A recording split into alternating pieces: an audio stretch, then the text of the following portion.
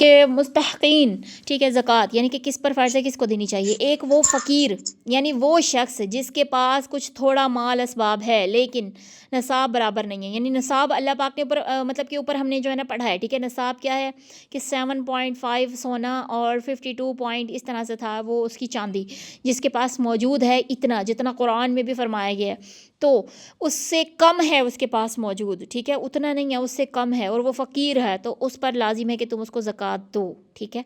Number 2 مساکین یعنی کہ مسکین یعنی وہ شخص جس کے پاس کچھ بھی نہ ہو، یعنی جس کے گھر میں فاقے چل رہے ہوں، جس کے پاس کھانے کو کچھ نہ ہو اور وہ بیچارہ پریشان ہو، تو اس کو دو تاکہ تمہیں لگے بھی، تم جو زکوٰۃ دو تو تمہیں بھی لگے، تمہارا دیا بھی قبول ہو، ٹھیک ہے.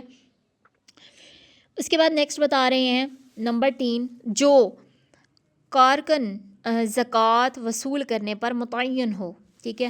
یعنی کہ جو کارکن زکوٰۃ وصول کرنے پر متعین ہو، یعنی کہ وہ راضی ہو، وہ بھی یعنی کہ چاہتا ہو کہ ہماری جو ہے نا رکن ادا کرے، ٹھیک ہے. ایک تو ادا کرنے والا ہے نا، دوسرا وہ کہہ رہے ہیں زکوٰۃ کس کو دیں، جو کارکن زکوٰۃ وصول کرنے پر بھی متعین ہو، وصول بھی کرے اور وہ واقعی جو ہے نا لینے کا مستحق ہو.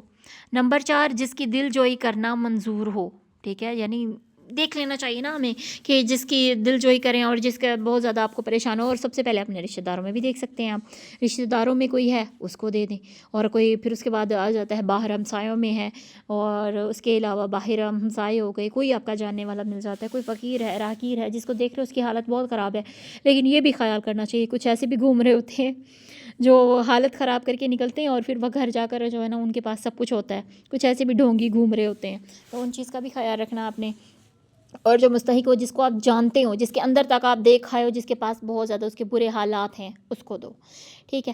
اس کے بعد بتایا جا رہا ہے وہ غلام، نمبر 5، وہ غلام جس کی آزادی مطلوب ہو، اس کو دیں، ٹھیک ہے.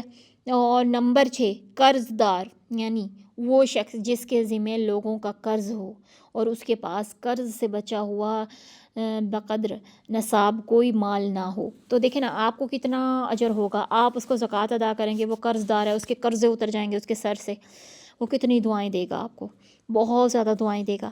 تو یہ آتا ہے. اس کے بعد بتا رہے ہیں نمبر 7، اللہ کے راستے میں جہاد کرنے والا، ٹھیک ہے. کوئی اللہ کے راستے میں جہاد کرنے والا ہے تو اس کو دے زکوٰۃ. اس کے بعد نمبر 8، مسافر جو حالت سفر میں تنگ دست ہو گیا ہو، ٹھیک ہے. یعنی اس کے پاس کچھ نہیں بچا تو وہ پریشان ہے اور وہ ہے بھی سفر میں اور اس کے پاس کچھ نہیں ہے، تو اس کو دو، اس کو بھی لگے گی. اور جیسے مسافر ہے، جیسے کوئی پردیس ہے یا کوئی اس طرح سے ہے جس کو آپ دیکھ رہے ہیں کہ وہ بری حالت میں ہے اور اس کو دینا چاہیے، تو آپ ادا کر دیں. اور اس کے بعد آتا ہے قرآن کریم کی دیگر آیات. نبی پاک صلی اللہ علیہ وآلہ وسلم کے اقوال کی روشنی میں مفسرین نے تحریر فرمایا ہے کہ یہاں صدقے سے مراد زکوٰۃ ہے، ٹھیک ہے. اب جن لوگوں کو نہیں دینی چاہیے، یہ چھوٹی سی لاسٹ کہ اس میں بتایا جا رہا ہے جن لوگوں کو زکوٰۃ نہیں دینی چاہیے وہ کون سے لوگ ہیں. اس شخص کو جس کے پاس ضروریات اصلیہ یعنی کہ زائد بقدر نصاب مال موجود ہے، ٹھیک ہے. نمبر 2، سید ہو اور بنی ہاشم ہو. بنی ہاشم سے حضرت حارث رضی اللہ تعالیٰ عنہ بن عبد المطلب اور حضرت جعفر رضی اللہ تعالیٰ عنہ، حضرت عقیل رضی اللہ تعالیٰ عنہ، حضرت عباس رضی اللہ تعالیٰ عنہ اور حضرت علی رضی اللہ تعالیٰ عنہ کی اولاد مراد ہے، یاد رکھیے، ٹھیک ہے. جو بنی ہاشم ہیں ان کی اولادیں بتائی جا رہی ہیں، ان کا بھی، جن کی یہ کاسٹ ہو ان سے بھی خیال کریں، ان کو نہیں دینا چاہیے، ٹھیک ہے. ان پر جائز نہیں ہے کیونکہ یہ اس میں سے آتا ہے. اور سید ویسے آل رسول ہیں، آپ سب کو پتہ ہے، ٹھیک ہے، ان کو بھی نہیں دینا چاہیے. اس کے بعد آتا ہے نمبر 3، اپنے ماں باپ، دادا دادی، نانا نانی کو زکوٰۃ دینا جائز نہیں ہے، ٹھیک ہے.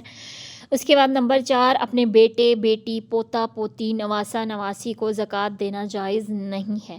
نمبر 5، شوہر اپنی بیوی کو زکوٰۃ نہیں دے سکتی ہے شوہر پہ سختی لکھا ہوا ہے، اچھا، شوہر اپنی بیوی کو زکوٰۃ نہیں دے سکتی ہے. اور اس کے بعد نمبر 6، کافر کو زکوٰۃ نہیں دی جا سکتی، ٹھیک ہے. جو کافر ہو یعنی کہ جو مسلمان ہی نہیں ہے، چاہے اس کے حالات خراب بھی ہیں، تو آپ اس کو نہیں دے سکتے کیونکہ آپ کی زکوٰۃ نہیں لگے گی. کہ جس نے اللہ اور اس کے رسول کا کلمہ ہی نہیں پڑھا ہوا، جو اللہ اور رسول کو نہیں مانتا، تو اس کو زکوٰۃ کبھی بھی جو ہے نا نہیں دی جا سکتی، ٹھیک ہے. اس کے بعد نوٹ، بھائی بہن، بھتیجا بھتیجی، بھانجا بھانجی، چاچا پھوپھی، خالہ ماموں، ساس سسر، दामाद वगैरह में से जो हाजतमंद और मुस्तहिक ज़कात हों, इन्हें ज़कात देने में दोहरा सवाब मिलता है। ठीक है, इनको ज़कात देने में दोहरा सवाब मिलता है। एक सवाब ज़कात का और दूसरा सुलह रहमी होती है। ठीक है, बतौर तोहफ़ा या हदिया भी उनको मज़कूर रिश्तेदारों को ज़कात दी जा सकती है, तोहफ़े के तौर पर भी दी जा सकती है, ताकि उनकी दिलजोई ना हो और उनको जो है ना एक मतलब अंदाज़ में आप लोग दे सकते हो। ठीक है, और ज़कात के तौर पर तो वो भी आप लोग दे सकते हो। ठीक है, जैसे कि उन्होंने रिश्ते बताए, बहन भतीजा जो मुस्तहिक है, हाजतमंद है और देख रहे हो बहुत ज़्यादा परेशान है, जैसे एक बहन है किसी की और वो बेवा है, उसका शौहर उसे छोड़ गया है और वो मतलब कि फ़ौत हो गया उसका शौहर और उसके घर में कोई नहीं है, तो क्या है कि आप उसको अता दे सकते हो। ठीक है, वो बहुत ज़्यादा यानी कि मतलब ज़रूरतमंद है, तो आप उसको अदा करो। ठीक है, उसको दे सकते हो।